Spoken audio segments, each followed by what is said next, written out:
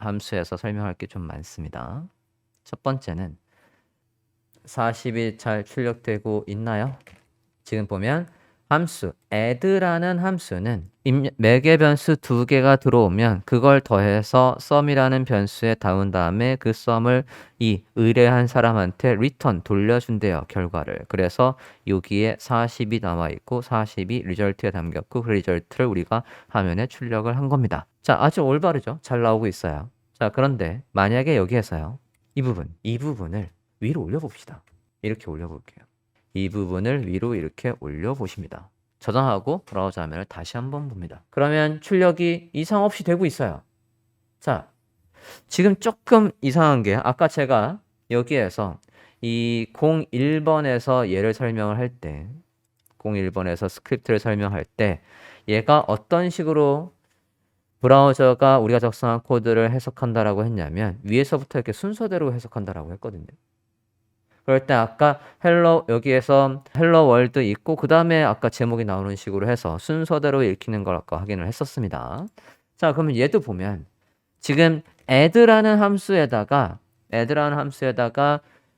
숫자 2개를 넘겨서 그 결과를 리절트에 담어 라고 했습니다.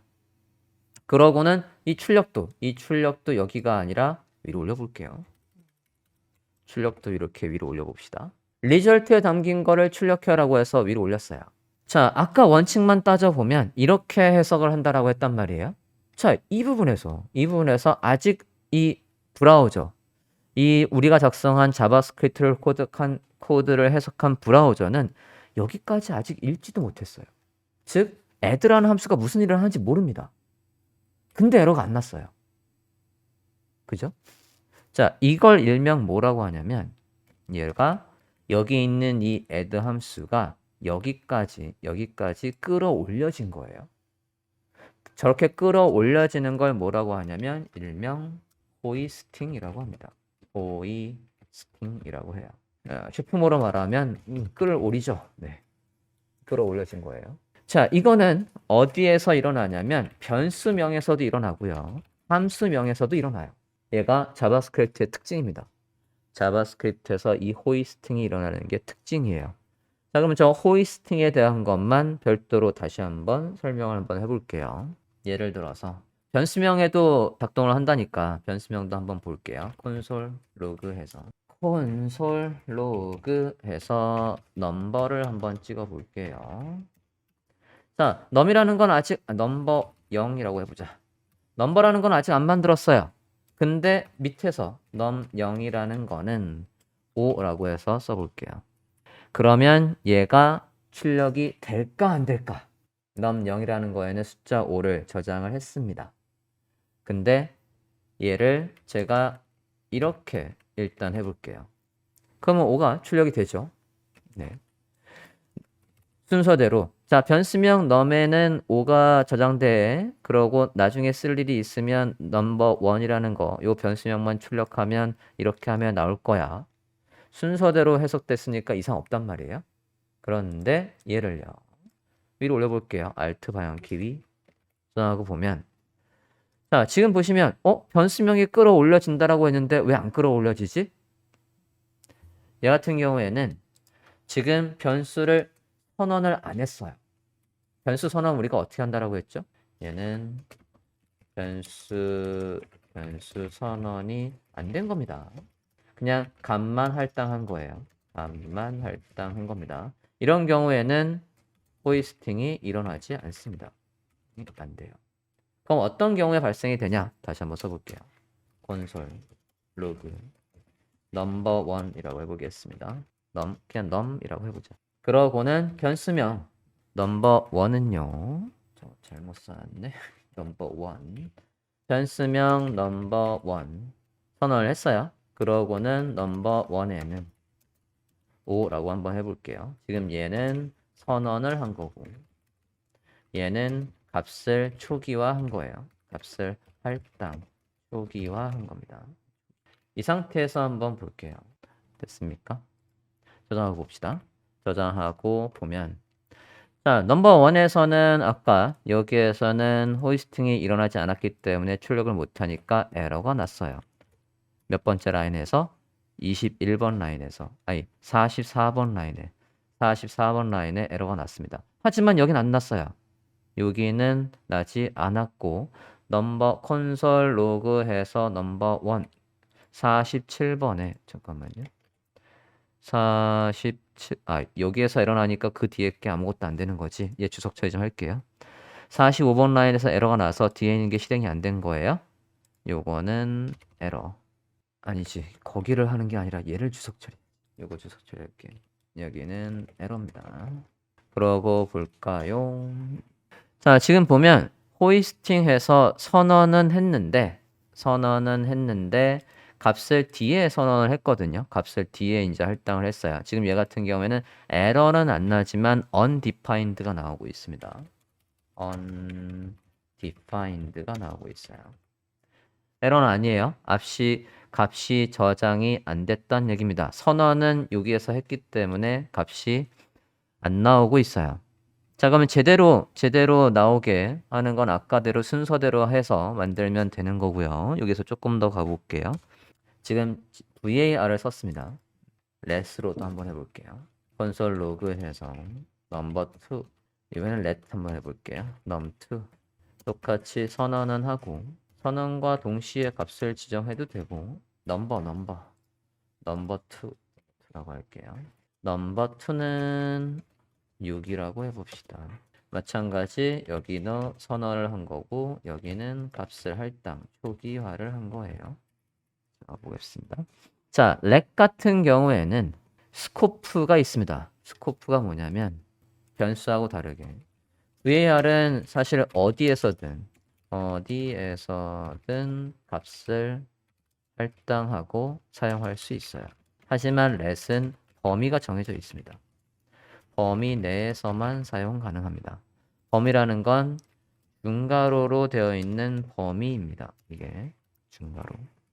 이 중괄호는 별도로 안 하면 여기 이 이후부터가 자동으로 중괄호가 돼요. 그래서 얘가 지금 출력이 안 되는 겁니다. 이게 이렇게 해볼게요. 이렇게 해보겠습니다. 결과는 같을 걸로 예상이 됩니다. 보시면 넘버2는 defined 되어 있지 않다라고 되어 있어요. 요 넘버2라는 건 이 중괄호 안에서만 쓸 수 있는 지역 변수가 돼요. 이렇게 하면. 물론 당연히 얘가 어디에 있으면 여기에 있으면 당연히 출력이 되겠죠. 여기 안에서도 위에 있으면 어떻게 되나 볼게요. 위에 있으면. 그러면 선언하기 전에는 지금 보면 initialize 초기화하기 전에는 넘버2에 접근을 할 수 없다. 이게 초기화거든요. 초기화하기 전에는 넘버2에 접근할 수 없대요. 다시 내릴게요. 여기에서는 넘버2에 접근 불가.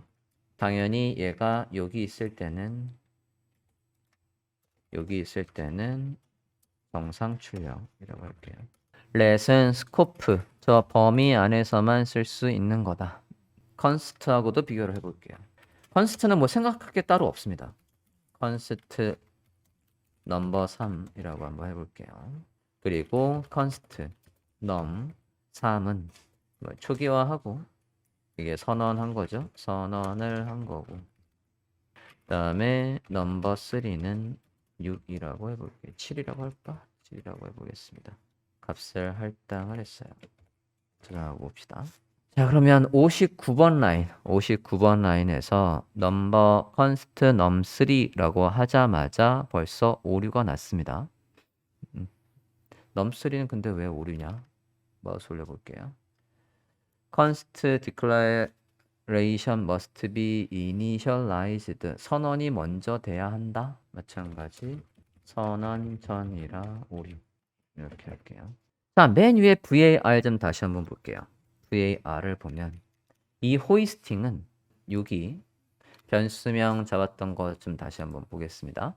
자, 호이스팅에서 지금 얘가 undefined라고 나와 있는데 선언과 동시에 값을 한번 할당을 해볼게요. 여기에서는 5라고 한번 해보겠습니다. 얘는 주석 처리하고 그러고는 47번에서 콘솔 로그 넘버 1 지금 47번 다시 볼게요. 47번에 지금 보면 좀 선언과 동시에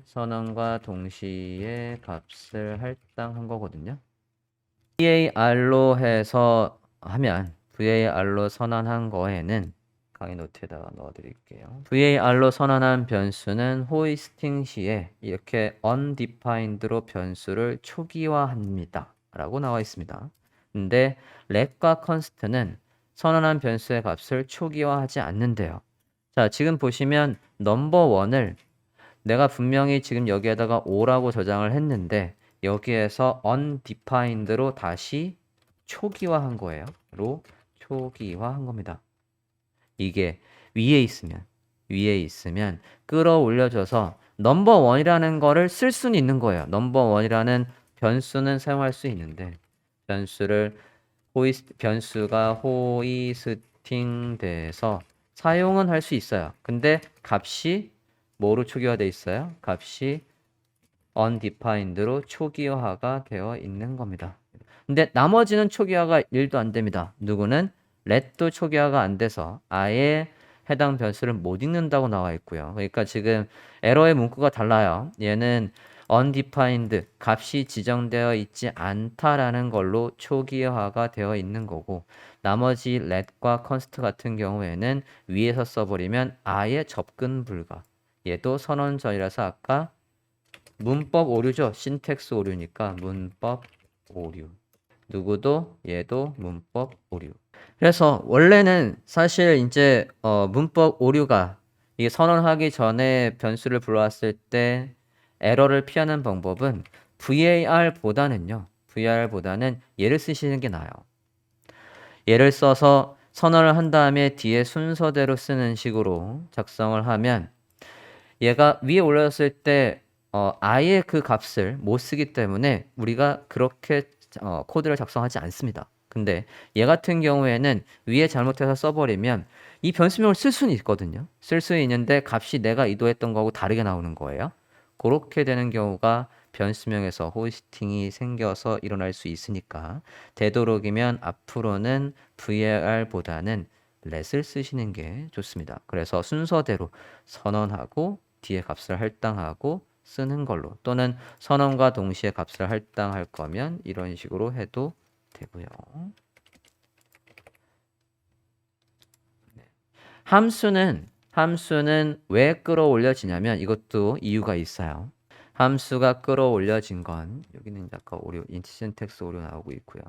함수도 지금 우리가 위에서 덧셈 함수를 만들었단 말이에요. 덧셈 함수, 지금 이게 add라는 이름이 있어요. 이름이 있는 함수입니다. 저거를 뭐라고 부르냐면 이름이 있는 함수를 일반 함수라고 불러요. 강의 노트에다가 적어 드릴게요. 함수의 종류에서 일반 함수입니다. add라는 함수가 여기에 해당해요. 그러면 이름이 없는 함수가 있어요. 이름이 없는 익명 함수라는 게 있습니다. 이름이 없는 함수. 자, 이름이 없는 함수도 만들어 보고 한번 차이점을 보도록 할게요.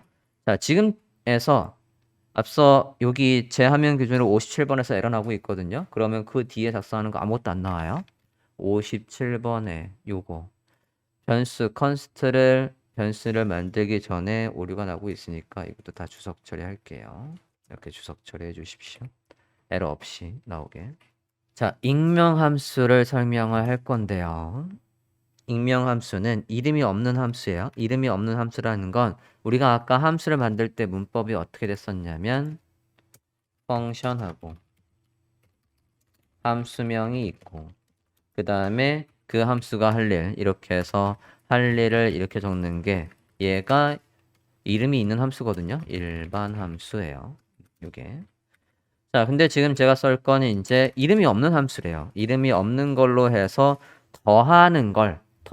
아까 우리가 add 함수에서 했던 거와 똑같은 걸 만들어 볼게요. 자, 제가 펑션 이렇게 만들어요. 펑션. 매개 변수 두 개가 온대요. 이번엔 x와 y라고 한번 해볼게요. 매개 변수 두 개가 들어오고 여기에서는 쟤를 z에다가 이렇게 두 개의 매개 변수가 들어온 걸 합쳐서 리턴 해주는 거랍니다. 노를 z를. 그래서 쟤한테다가 이제 일을 시키려고 하는데 지금 보시면 제가 작성한 거에 분명히 오류가 있죠. 여기에서 지금 이렇게 보면 identifier expected 즉 함수의 이름이 예상되는데 왜 없니? 라고 해서 지금 에러가 난 거예요. 지금 이 문법은 아예 틀린 겁니다. 이렇게 함수를 만들면 얘는 아무것도 실행을 할 수 없다는 얘기예요. 저 함수는 우리가 함수를 만드는 이유는 재사용하려고 만드는 거거든요. 그냥 더하고 말 거면 더하고 출력하고 말 거면 우리 이렇게 쓸 필요 없이 그냥 이러면 되잖아요. 그죠? 한 번 실행하고 끝이면 저러면 되는데 저 더하는 거를 몇 번이고 계속 이 안에 의뢰하는 값에 따라서 결과가 다른 걸 계속해서 재사용하고 싶은 거란 말이에요. 근데 지금 이렇게 돼 있으면 얘는 재사용할 수조차 없습니다. 자, 그러면 앞에다가 어떻게 하냐면 이렇게 만들어 볼게요. 쓰는 김에 이제 VR은 쓰지 말자고 했으니까 let 쓸게요. 자, let을 이용해서 변수에 담을 수 있는 거 아까 강의 노트 다시 한번 보면 변수에 담을 수 있는 게 뭐가 있다라고 했냐면 기본 타입을 담을 수 있다라고 했고요. 그 다음에 참조 타입도 변수에 담을 수 있다라고 했어요. 변수의 타입에. 참조 타입에 지금 함수가 있습니다. 지금 이게 함수거든요. let이라는 sum이라는 변수 안에다가 요거를 통째로 요 함수를 통째로 저장을 한 거예요. 앞서 우리가 뭐 숫자니 문자니 참가 거짓이니 이런 것도 저장할 수 있지만 함수를 이런 식으로 저장을 할 수도 있습니다. 이게 일명 익명 함수예요. 이름이 없는 함수. 근데 이름이 없는 함수도 우리가 재사용을 하려면 지금처럼 변수에 담는 거예요. 주소로 설명하면 이름이 없는 함수를 재사용하려면 변수에 할당을 해야 됩니다. 그래서 우리가 지금 변수명 sum에다가 할당을 한 거예요. 자, 요게 요 녀석이 지금 이름이 없는 함수예요. 자, 저 함수를 에다가 숫자 더해줘 라고 한번 해볼게요. document write sum이라는 얘한테다가 그냥 단순히 이렇게 하면 어떻게 될까? 이러면 지금 브라우저 화면 보세요. 단순히 sum이라는 거 안에 저장되어 있는 걸 문자로 취급을 해버렸어요. 그죠? 글씨가 그냥 생으로 나왔습니다. 자, 얘는 여기 안에 저장되어 있는 건 그냥 문자가 아니거든요. 문자가 아니라 함수란 말이에요. 우리가 함수 실행 어떻게 했었습니까? 함수 실행은 어떻게 했어요? 함수명하고 이렇게 했거든요. 가로 열고 가로 닫고가 반드시 있어야 된단 말이에요. 그래서 얘는 단순히 문자 숫자 저장되어 있는 그런 변수가 아니라 얘는 함수니까 함수를 담고 있는 거니까 앞뒤로 반드시 이게 있어야 되는 거예요. 요게 있어야 되는 겁니다. 저장하고 그 다음에 얘한테다가 의뢰를 해야죠. 이거 더 해줘 라고 해서 얘는 값이 2개가 들어가야지만 일을 하는 녀석이니까 값이 2개가 들어와야지만 야 이거 하고 이거 더 해줘 라고 해서 일 시키고 그거의 결과가 이게 나오고 그걸 화면에 이렇게 출력해 주고 있어요. 자, 이게 익명 함수입니다. 익명 함수의 사용법을 보고 있습니다. 됐나요? 자, 제가 왜 익명 함수와 일반 함수 지금 소개를 해드리냐면 얘가 앞서 이름이 있는 함수 다시 한번 볼게요. 이름이 있는 함수 같은 경우에는 이 함수가 선언되기 전에라도 여기 위에서 실행해도 에러가 안 났어요. 그런데 익명 함수에서 이 부분을 위로 올려볼게요. 선언되기 전에 이렇게 해보겠습니다. 화면과 같이 해보세요. 저장하고 보면 에러입니다. 주의사항 뭐라고요? 이름이 없는 함수는 호이스팅이 일어나지 않습니다. 반드시 선언한 다음에 써야 돼요. 그 함수가 무슨 일을 하는지 선언한 다음에 해야지 미리 이렇게 해버리면 얘가 아까 let이든 sum이든 간에 이게 var이든 이게 const든 간에 상관없이 이름이 없는 함수는 위에서 이렇게 선언되기 전에 실행할 수 없어요. 끌어올려지지 않습니다. 그래서 반드시 이렇게 하면 에러고 어떻게 해야 된다? 얘가 이렇게 되어 있어야 정사입니다. 이름이 없는 함수는 만든 다음에 이 함수가 무슨 일을 하는 거야 라고 해서 이렇게 선언을 한 다음에 그 이후에 실행을 해야 한다. 하지만 이름이 있는 함수는 어디에서든 호출이 가능한 거예요.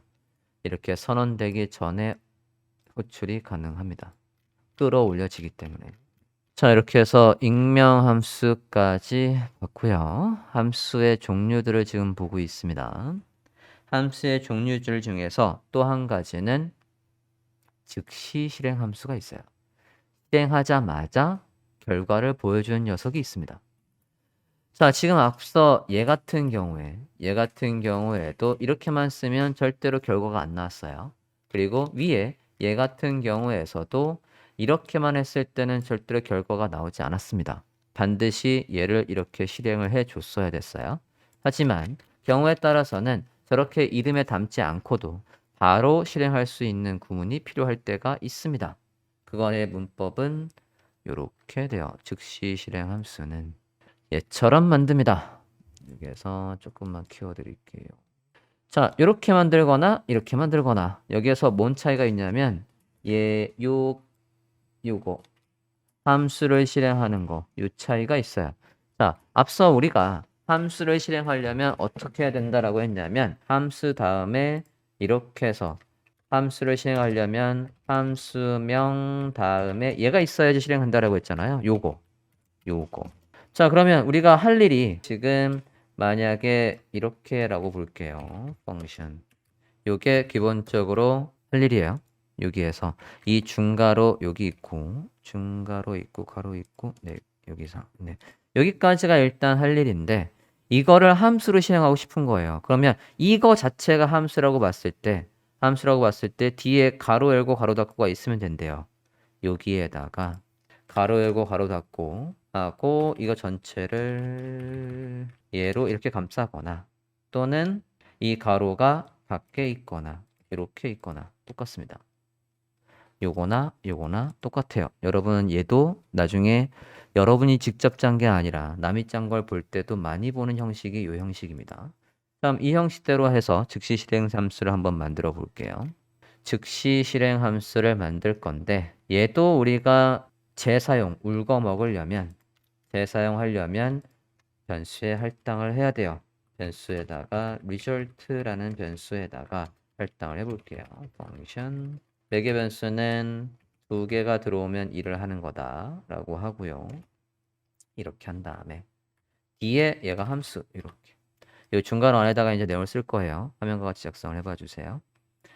변수명 result에 왜 잠깐만 cannot read 위에 있었구나. 그러면 result2라고 할게요. 위에서 result가 하나 더 있었나 봐요. 요게 즉시 실행 함수예요. 이 실행 결과가 바로 여기에 저장이 되는 겁니다. 자, 앞서 한 것 좀 볼게요. 앞서 한 걸 보면 우리가 이 함수는 이런 일을 하는 거야 라고 한 다음에 그 함수에다 일을 시켰거든요. 그죠? 이렇게. 자, 근데 얘는 일을 바로 시킬 거예요. 지금 보시면. 함수명을 실행할 때 아까 어떻게 한다고요? 이렇게 한다라고 했잖아요. 근데 이 함수가 만약에 아까 send라는 함수, add라는 함수에다 일 시켰을 때 생각해 볼게요. 그냥 send라는 함수는 아까 우리가 이렇게 실행을 했고요.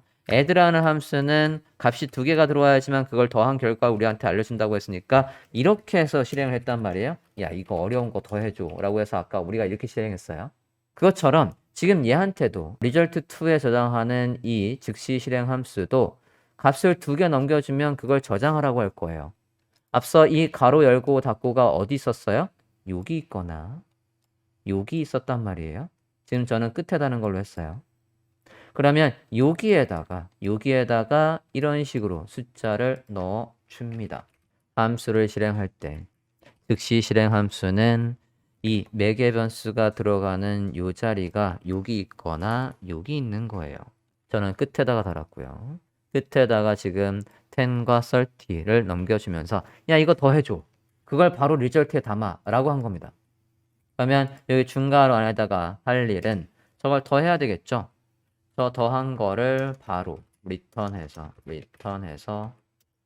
누구를 a지? a와 b를 더한 거를 바로 리턴해줘 라고 이렇게 씁니다.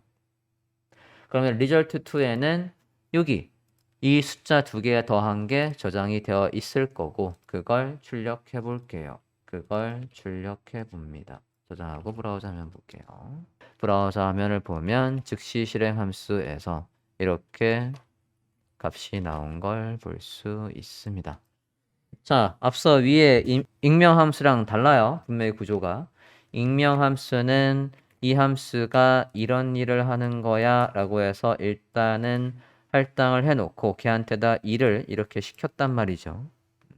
근데 얘는 일을 시킨과 동시에 그 결과가 바로 여기에 저장된 거예요. 즉시 얘한테다가 이 함수에다가 의뢰를 하고 그 결과가 바로 여기에 저장이 돼서 화면에 출력이 되고 있습니다. 이게 즉시 실행 함수입니다.